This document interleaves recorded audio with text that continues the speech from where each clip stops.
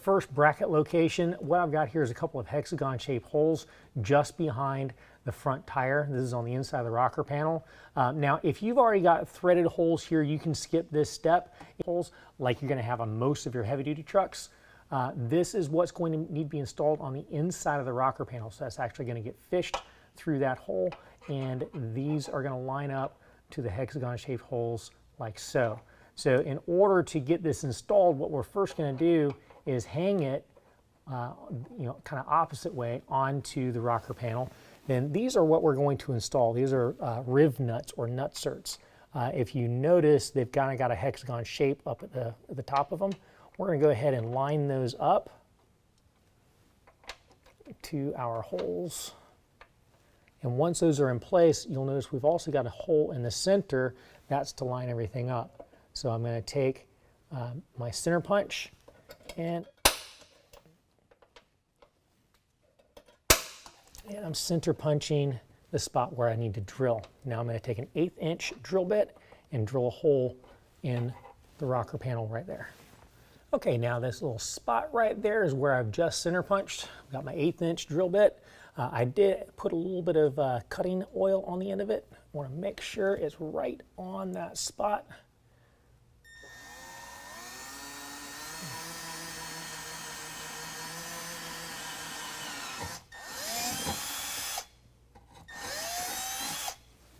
Okay, now you may notice we've got some black paint right here. I did that because we just drilled a hole. I wanted to seal that off to keep it from rusting. Next, we can go ahead and take this. The tab is going to go to the outside, but we can go ahead and start routing this into the rocker panel through this oval hole.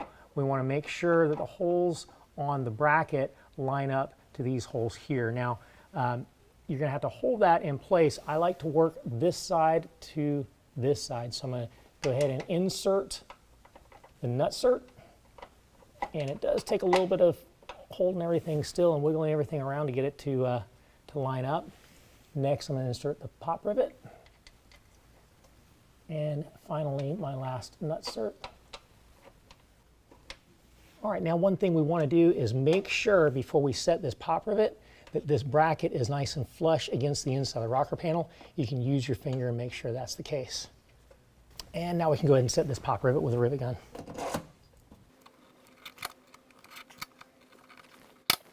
All right, next you're also going to have a kit in order to crush these nutserts. We've got a long bolt. I've already got a little bit of lubricant on that bolt. It's going to go through a washer and then through the sleeve. Now you'll notice it's got a little bit of a neck on the end of the sleeve that goes towards the open end of the riv cert or the riv nut. What we're going to do is I'm going to push that through. That sleeve fit perfectly into a 9/16 box end wrench, and I'm going to go ahead and put that in there hand tight for right now. All right, once I've got that in there, I'm going to take a 13 millimeter and start tightening that down. Now you want to get it tight enough, but don't over tighten it to where you strip everything out. So it's going to be about 3.5 turns. Hold the 9/16 still while you turn the 13 millimeter. All right, now that it's tightened down, I'm going to go ahead and back out the 13 millimeter. That completely crushes the threads on the inside of the nutsert, drawing it in and then sandwiching that plate in. I'm going to repeat the same on the next nutsert. Okay, now we still have this tab that's sticking out here. What we're going to do is take a flathead screwdriver and we're going to bend it up and then into the rocker panel so it doesn't block the bracket that we put in. Now repeat the same steps on the other 3 bracket locations. Okay, next what we want to do is both of these 2 threaded holes, we want to go ahead and use one of our long bolts with washer to thread into each one of those bolts, leaving about a 1/2 inch of threads out. Now, one thing I want to point out, the washer that is on here, you're going to have another set of washers that will also be for these bolts that go to the pinch weld. It is kind of confusing. They're very similar to size, but these washers will not fit on these bolts. So what I would do is separate these washers out so you don't actually have some of your larger opening washers on these bolts and not be able to find the right washers. So separate your washers. There you go. Now we're going to go ahead and take this and thread it into place. Now we've got about a 1/2 inch still sticking out. We're going to do the same thing on this one. All right, now we also want to make sure the washers are pulled all the way back to the head of the bolt because we're going to hang the bracket in between the washer and the body of the truck. All right, so here is your driver's side front bracket. We're going to raise this up and drop it down on top of those. Those two bolts are going to rest inside those two notches. All right, now we've got our smaller bolts with washers. That's going to go from the outside of the pinch weld. What we're going to do is line up those holes to the pinch weld and get those threaded in. And we're going to snug those down with a T27 Torx bit.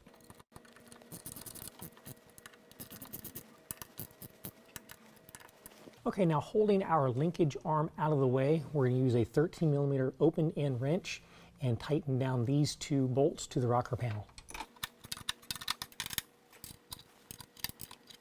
Okay, next what we want to do is take our linkage and pull it all the way down.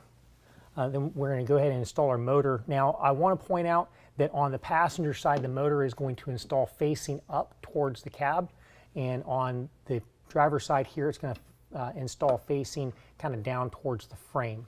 But first we need to install our cover, and then go ahead and line up these three holes with these three holes here. And that needs to go in, and while you're doing that, a lot of times you'll see the linkage move. That's so those gears can line up. Sometimes you might wiggle that linkage around to get this lined up. Once that's lined up, you can go ahead and take the screws that are in your kit with washers and go ahead and get those started.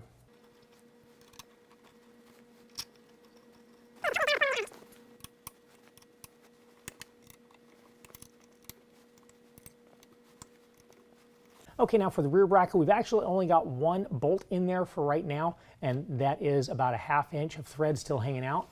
What we're going to do is we're going to take that bracket, we're going to hang it. There's only one notch that it's going to go into to initially get it hung in place. Make sure that the washer is on the bracket side, not on the cab side. Then we can take our other bolt, run it through the hole in the bracket. All right, now we're not going to get it all the way flush because we still want this to be able to wiggle around so we can line up the pinch weld bolts. So we're going to go ahead and put those in there right now and then snug those down with a T27.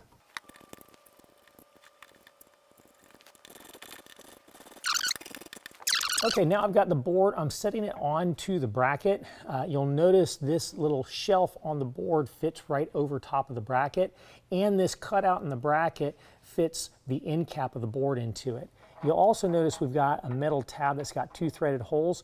We need to move that over to line those two holes up to these two holes in the bracket. So I'm going to lift it up.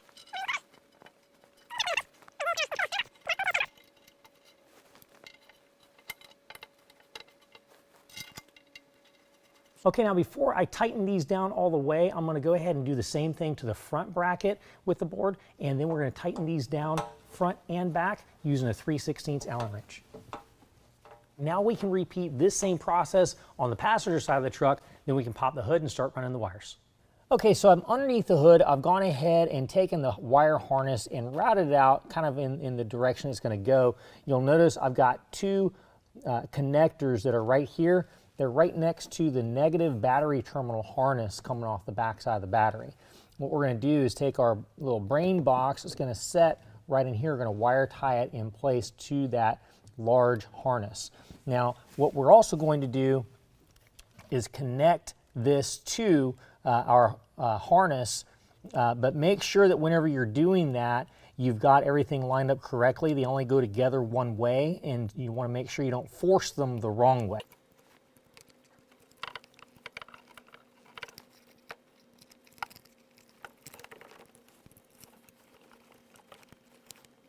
Okay, with our main harness, we're going to have two long portions of harness that come off of that. The longer side goes to the passenger side because it has to go across the engine compartment. The shorter side is the driver's side. We're going to go ahead and route this down through this opening here, down the fender well and to the ground so we can run along the frame. We're going to do the same to the passenger side, and we're going to tie that out of the way. Okay, now this portion of the harness has two purple trigger wires that needs to be routed inside the cab. So what I'll be doing is making a small incision on the steering boot, both on the engine compartment side and on the cab side. I'll slip a rod through from the cab side through those two slices, I'll tape off the trigger wires to that rod and then pull it back through into the cab.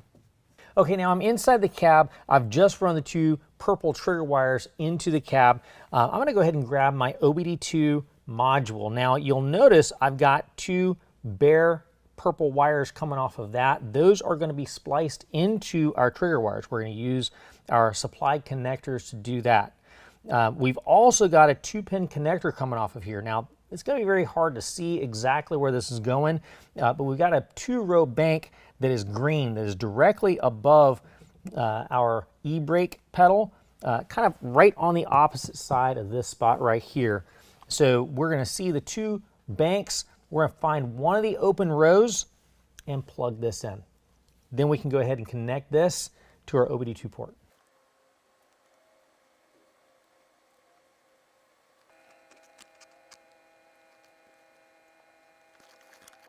All right, now I'm going to go ahead and connect the harness to the battery, but before I do that, I'm going to pull out the fuse and set that off to the side.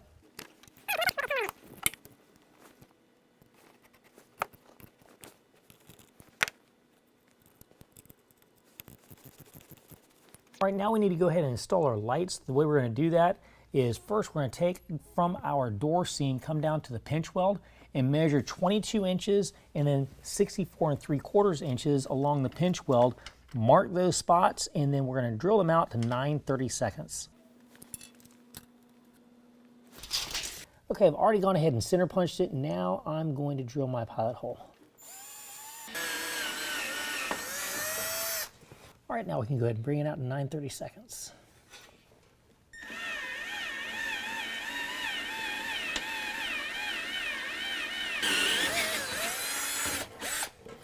All right, now we're going to go ahead and deburr the hole and do the same for the next spot.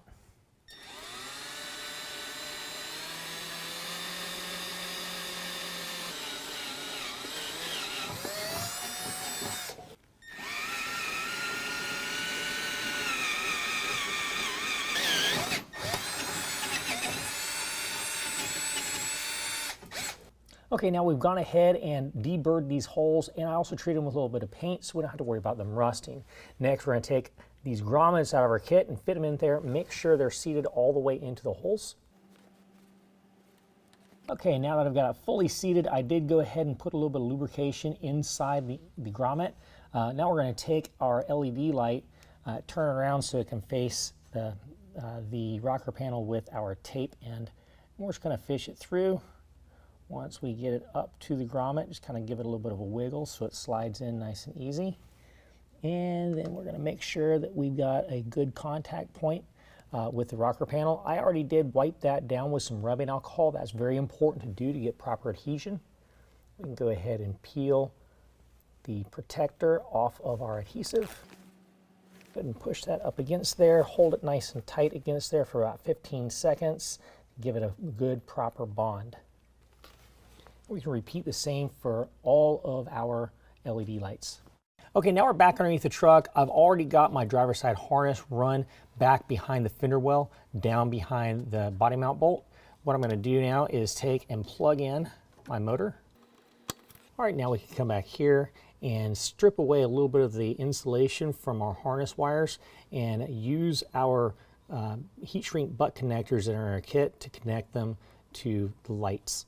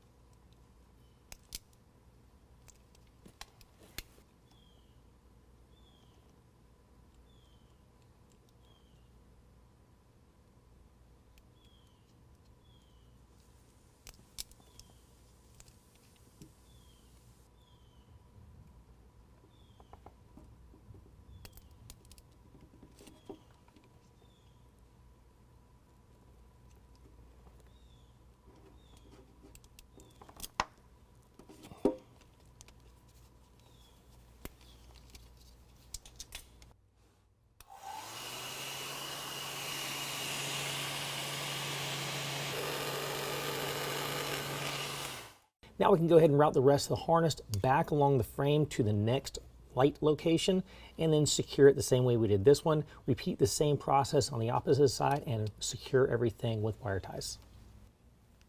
All right, now back underneath the hood, we can go ahead and reinsert our fuse and test the operation of the steps. Okay, so we're going to go ahead and open the door. The step deploys, close the door, and after a brief delay, the step will retract. Now, if you run into a situation where with the door is closed, the step is deployed, and when you open the door, the step retracts, that's actually fairly common. Just go back underneath your dash to your two purple trigger wires and swap the connection.